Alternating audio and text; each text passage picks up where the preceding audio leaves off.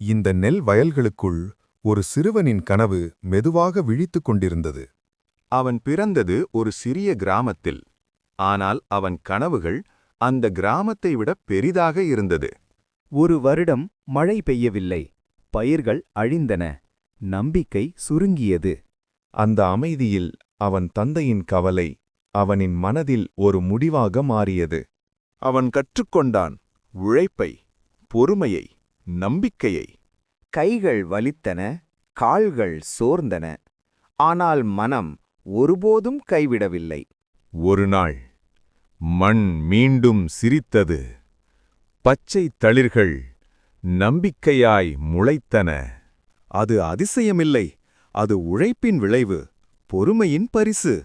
இந்த உலகில் கனவுகள் விதைகள் போல். உழைப்பும் நம்பிக்கையும் இருந்தால் அவை ஒரு நாள் நிச்சயம் மலரும். இந்த கதை உங்களுக்கு பிடித்திருந்தால் லைக் அண்ட் சப்ஸ்கிரைப் செய்யுங்கள்.